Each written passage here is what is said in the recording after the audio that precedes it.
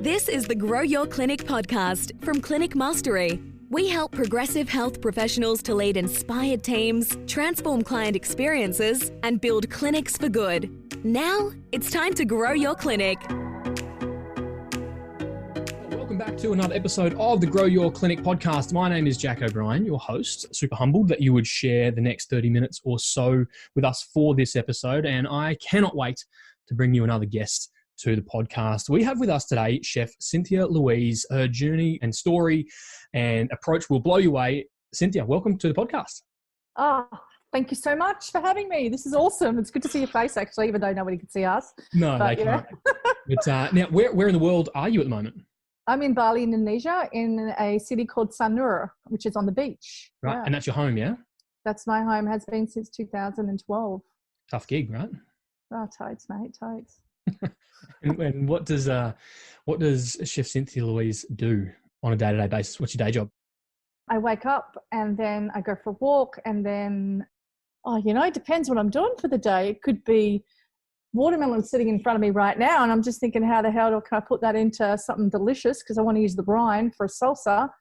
So my day is really about creativity, facilitation, and connecting with my team. I've got a very, very large team that's scattered across globally, and just making sure that we're all okay, not business-wise, more personal, even though that's the same, but we're all okay and we're doing good. So that's my day, is managing my business, which is huge.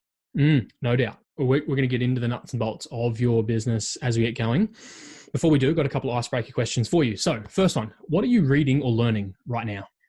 The Art of Fermentation by Sandor Krautz, and it is phenomenal.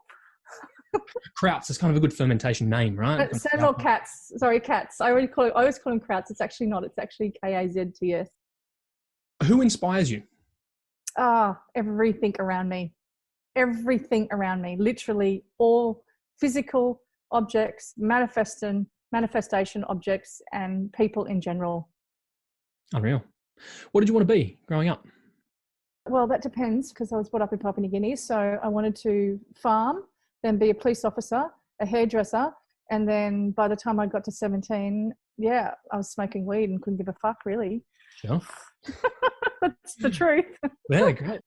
That's it's good to know. And what's a motto that you live by? You are what you think, and you definitely are what you eat. But yeah, you are what you think. All right. So connect the dots for me, because we crossed paths 12 months or so ago at an event in Bali, and you blew my mind with that type of a line, like you are what you think and what you eat, and thinking and eating, and the whole, how food kind of works together to fuel us. So can you join the dots from the 17-year-old smoking weed on the beaches of PNG through to now chef globally, all sorts of things going on? Can you join the dots? What's the story been? Yeah, so growing up in Papua New Guinea, first of all, being adopted and raised in Papua New Guinea is a big deal. And I was there for over 20 years of my life. And I was surrounded by incredible human beings, natives of the land. And my parents owned multiple businesses, really interesting humans that owned different businesses and entrepreneurs. So I was raised by nannies and drivers and cleaners and workers, and I had many hands that, held Cynthia as a baby right through to her adulthood. So running around, basically, one would call it a feral human being, but running around and having this life, I call it a life of freedom and being naughty at the same time. I just began sitting at the back of my dad's workshop and helping grating coconuts and cutting down animals and making food and burying it in the ground, and just being really a kid, really. And then I got into my 20s and I had my child super early. I had Jamin at 23 or 22, I can't remember. And it was at that time where I had land on the Gold Coast, and I just started getting into just growing plants. And then suddenly I just started growing vegetables and trees and food. Then I started grinding my own wheat, and then I started to, raise my own animals and kill them. And then I started to just get into it. I don't know where it came from, but I do actually. It came from my childhood. And then from there, I found myself, running multiple, 28, I had my first business. It had nothing to do with food. I was known as the chick that, let's go to Cynthia's house. She's having a dinner party.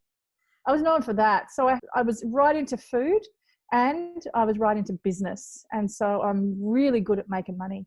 I'm really good at owning businesses. And I found myself, having a dress shop, and then multiple dress shops, and then swung into the opposite direction of having a food court in Tasmania and having 7 outlets and then having a fish and chip shop and then having, it just rolled on from there. And it wasn't until my 30s that my fish and chip shop in Tasmania stopped making any money. It was the first business that I failed in. And I don't actually call it a failure. I was on the beach. People didn't want to eat fish and chips in the winter. It's Sure. freezing. It is. If I had half a brain, I would have turned it into a soup kitchen, but I didn't.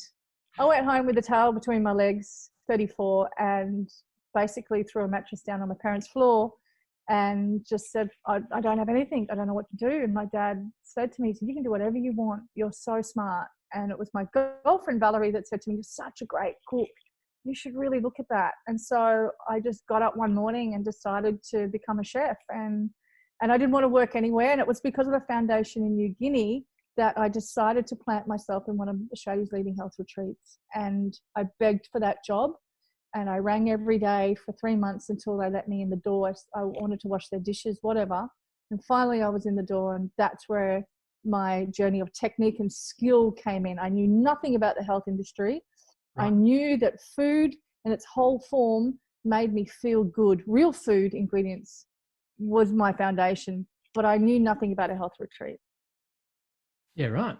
And so then what's been that evolution as a chef and just a lover of food from a health retreat to what you do now with fingers in all sorts of pies, pun intended, and YouTubes and cafes and all sorts of things? What's that journey from the original health retreat to what you do now? Yeah, so in the health retreat, so as an apprentice chef, you've got to remember too, any entrepreneur out there or anybody that's in a business, you can transform yourself. You can. And I did. I went from owning businesses all through my 20s to working for a wage. And I did it via an apprenticeship. Wow. And it's quite outstanding for $5.50 an hour. And I made a decision when I was there that I was going to be the greatest version of what I was becoming in that moment. And they planted me in the normal cooking of French cuisine, which was cream, butter, sugar, whatever. And I would come back to the health retreat and then cook with real food ingredients that wasn't processed like that. And what I noticed was I was so delighted to have the parallel opposites, but I was also intrigued how food in this health retreat was a big part of people's healing journey. And so 60 people at a time came through the doors, and 60 people left every Sunday, and another 60 people come in. And they were fat, sick, and nearly dead. Diabetes, Crohn's, Lyme's, any kind of autoimmune disease, any kind of type 2, type 1 diabetes, skin disease, fatigue, weight loss, can't lose weight, blah, blah, blah, you name it. They had it. And I was a huge part of their healing journey. And that's what catapulted me into, oh my God, it wasn't about the health industry. It was about the connection with nature and how I could turn a carrot into something amazing using real ingredients. That's what actually happened. Yeah. Wow. It's fascinating. So how does food and health kind of intersect? We all know they're related, but like paint us that picture of how you see food and health interrelating. Well, if we look at our 78 organs in our body, which you don't, by the way, you stand in front of the mirror and you pick on all the shit on the outside. Oh, my ass is too big. Oh, I've got the cellulite on my legs. I wish I had more muscles, whatever. It's very rare that a human would stand there and look internally. Mm-hmm. And when you look internally, there are 78 organs and they all operate on a universal intelligence in an ecosystem. And they have this way of being aligned with nature. They just are the same. Now, I'm talking about organs. I'm not talking about the outside. I'm talking about the inside. And so when you line up that orchestration of intelligence with the outside, the outside, I'm looking outside right now, with all things which we can't see, right? Mm. Now remember, you still can't see your organs, but when you line the energy up as one, they are the one thing of all things, which is optimal health through via nature, which happens to be ingredients, which is called food. And so when we sink into that vibrational match, the diets, the trends, the food fads, the bullshit health and wellness industry all goes out the door, and we step into an industry which I'm in, which is called the prevention industry. And so food and health are one energy. They're not the other. Oh, I'm going to change my food to get really healthy. No, it doesn't work that way. I'm going to invest in my internal organs, my internal dialogue, and deeply understand what it is when something grows from nature and comes to us via a farmer through a supermarket to the checkout chick. Instead of dissecting it, going, oranges have vitamin C in it. Oh my God, I need to have more oranges so I don't catch the flu. It doesn't work that way. An orange doesn't grow on a tree screaming, I've got vitamin C in me, please eat me, God damn it. Doesn't do that way. So if we align the two energies together, oh my fucking God, the ease in the body is extraordinary. Especially for a human that's sitting in front of a health practitioner, and that practitioner has said, listen, you've really got to get off gluten and dairy. Holy shit, that's so stressful for a consumer, because they're like, you don't understand. I got 4 kids. I got a home to pay. I work 12 hours a day. I ain't got time to make 4 different meals. You know what I mean?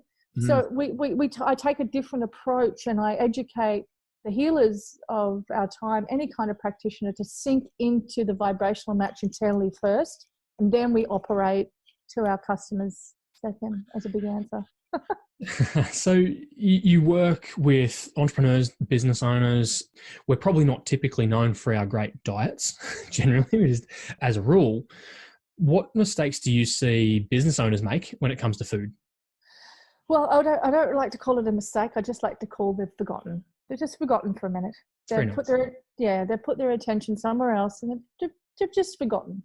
And one of the things they've forgotten is that direct alignment with nature. They disconnect from what they really are, which is bacteria, right? That's what we are. And so through that process, I notice that they're making choices that they don't understand, that it doesn't serve their ultimate organs, ultimate health. They do it through two ways, in my opinion, is addiction, shitty sugar, shitty fat, shitty salt. And they're the 3 components, right? And so they become a spiral around that. So their choices inflame that, because it's actually what they want, because they're addicted. And then they fall into a health or a healing crisis, and it's like, oh shit, I need to change my diet because I need to do this, but it doesn't work that way. And so I noticed that one vibe is that they've just forgotten, and it impacts them greatly, because their spine alone, sitting in a chair in front of a computer all day, or they're standing all day, it's either or either. And then they're fueling the body with food type substances and not real food. Yeah, it's a spiral. So food type substances, I love it. The way you articulated plants and plant-based foods and animals and that sort of approach really blew my mind. How do you see plants and animals and all the other dairy and gluten, wheats, grains, all that stuff? How do you see that as a mix? And is there any role for vegetarianism or carnivore or any of these types of diets? I think transformation doesn't begin with governments. It begins with individuals, in my opinion. So the power of the wallet and what we choose, what ingredients we choose, fundamentally affect not only our ecosystem, but the ecosystem around us. As I hand over my hard-earned cash to a natural farmer, call it a natural farmer, a farmer in conversion, a farmer that's organic or biodynamic, I'm fueling and funding something way beyond what's on the end of my fork.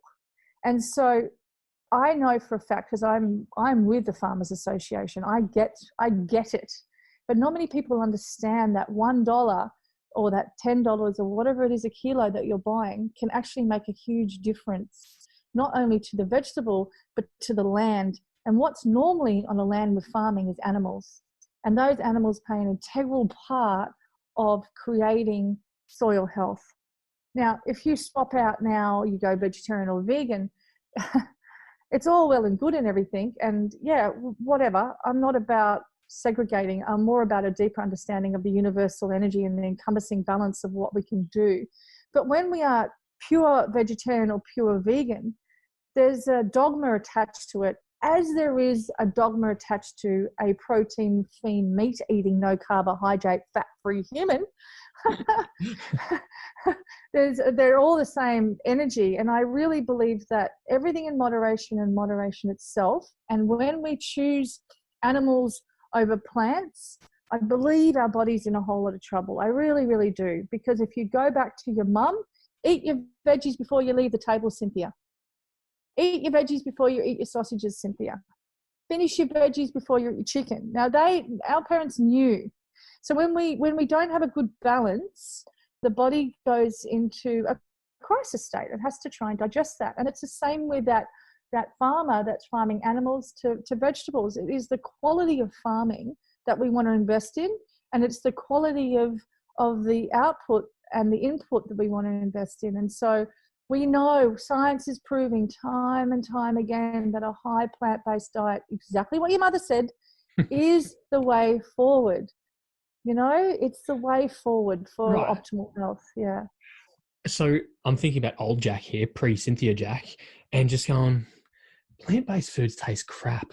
Like, it's boring and plain. So, you know, how do we make food enjoyable and tasty and satiating and an experience? Surely food's more than just calories in, calories out, right? Totally. What is a calorie anyway? No one's ever seen one before. Right. I haven't. So how do we make, you know, I think about some business owners who food is just a means to energy to perform, and they, you know, let's get it inhale it as quick as possible and get on with what we've got to do. How do we go about shifting that to an enjoyable, satiating taste experience?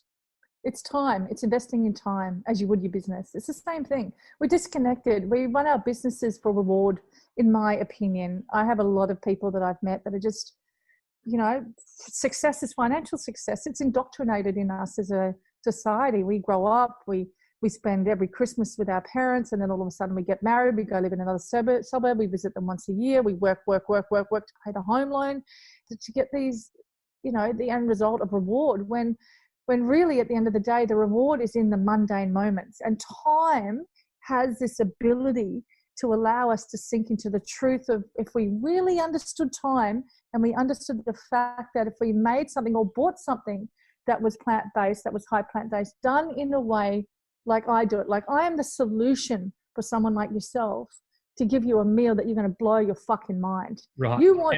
I'll testify to that. You have blown my mind with food. Totally. You want to be so goddamn satiated, you don't give a flying fuck what's in there. That's my job.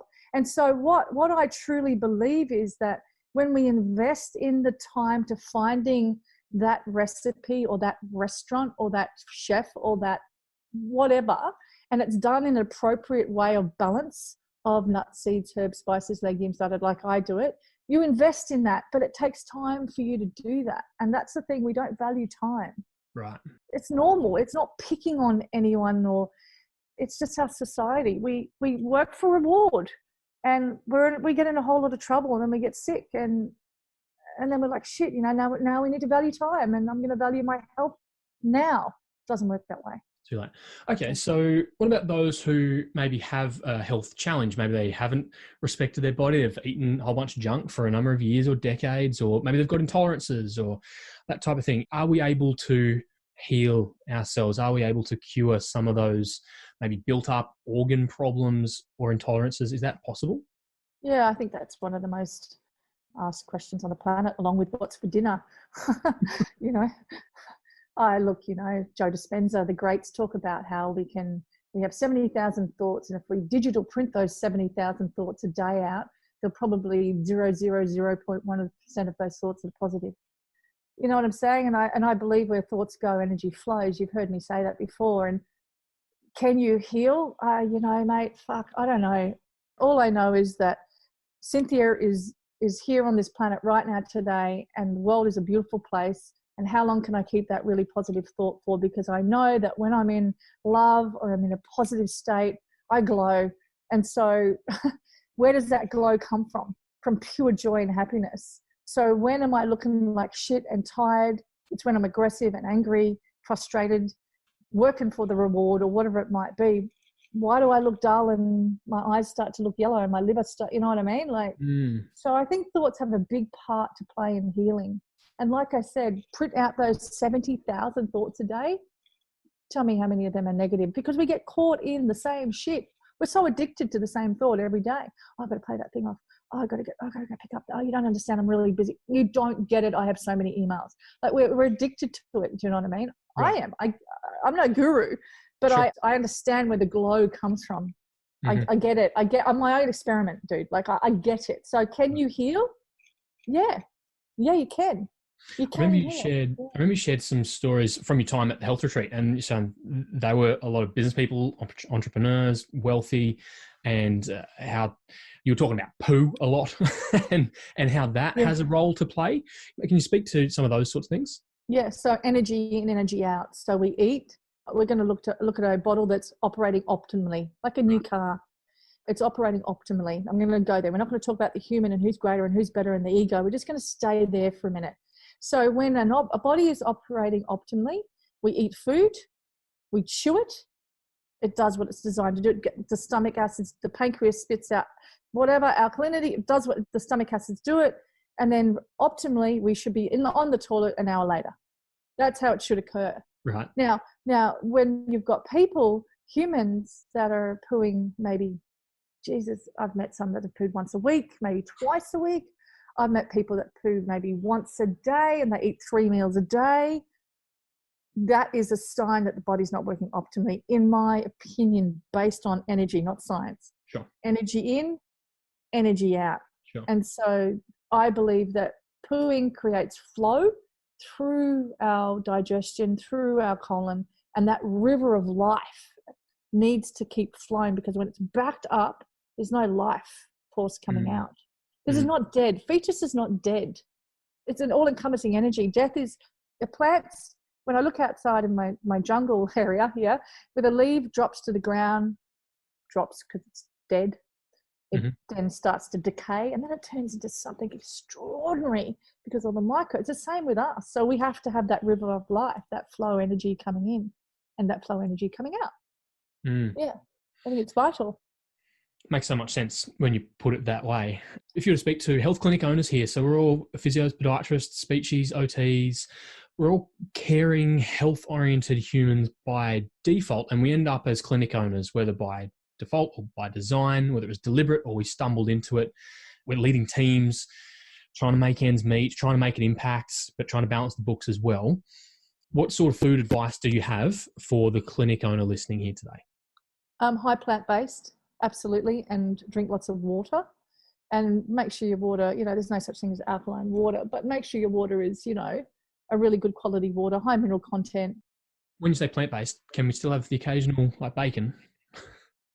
I think you can have whatever you want. It depends where the bacon's come from. Is it bacon or is it flavour?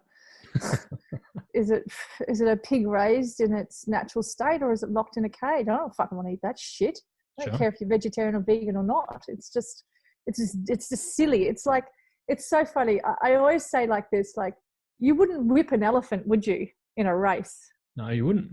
No. So why would you whip a pig in a cage and eat it? It's the same thing. It's not even about the bacon. It's about the raising of the animal. Eat the bacon, absolutely, go for it, but have it from someone that knows what they're doing, and someone that's raised an animal in an appropriate way. We've come too far. We're in the year 2020, for God's sake. Like, come on. We're smart humans. We look what we've created, the technology and the abundance. We know how to raise shit, and we get it. And is there enough arable land to do it? No, there's not. And so a high plant-based lifestyle allows for the body to have more alkalinity, more light. So when I mean by that, it means for me, light means not about weight loss and about being lighter and healthier. Light means the sunlight hits the plants, it is light. Right. And the more light we have, the better off we are, because we're in tune with what's going on. Now, the less animals we have, the more our digestion flows better. I mean, it's just common sense, really. Eat the animals, buy them from their right places, get the right bacon, make sure it's not full of stuff. Bacon is not pink and glittering when you hold it up in the sunlight. Bacon is actually quite brown, and it's not, raw bacon is not pink. And so, it's smoked in a way. So I really believe everybody that's listening out there that's a practitioner, amp up your plants. Don't be radical at it. How? What are the easy ways to do that? Easy ways to do that is think about the foods you love to eat. So what's my gig at the moment? Oh man, I like raw food. That's a hard one for me. Forget me. Okay, somebody that loves Asian food, like a fried rice, a nasi goreng. Mm-hmm. So you know, a practitioner, he loves nasi goreng. That's his gig. Find a recipe or someone that's making a proper nasi goreng, not a nasty go wrong. So a nasty go wrong is something with hoisin, ketchup menace, MSG, and really, GMO rice. Mm-hmm. So my nasi goreng is full of great organic rice, no ketchup menace, soya sauce done in a great fermenting process, tamari, mixed with a bit of coconut sugar for the sweetness, and beautiful veggies in there, but you're still getting that feeling of a nasi goreng. It's not about going without, mate. It's about finding the right person that has the solution, which is me, which is taking those recipes off the streets and whole footing the crap out of them for the mum and for the clients that you have as well, So yeah. That line, amp up your plants, still resonates with me from when we crossed paths many moons ago. I can taste that nasi goreng already. Yeah, and you think Genius Cafe, right? Yeah, you think about that nasi goreng, right? That is a traditional nasi goreng. It is not a Chinese one. The Chinese wok in Indonesia, the wok is not Indonesian. Balinese. Right. Balinese all about taking the roots of different types of plants, different types of turmerics. There's many, many coloured turmerics here. There's many gingers here. There's many different things here that create this spice called bumbu Bali, and it's yellow. And then we rub the rice with it, and then we saute it, with a little bit of coconut oil with herbs. You know it, and then find the right recipe. Mm-hmm. Find the right person. And in Australia, you're so lucky because there's so many great places out there that have the right ingredients. Right. I mean, so it does make a difference.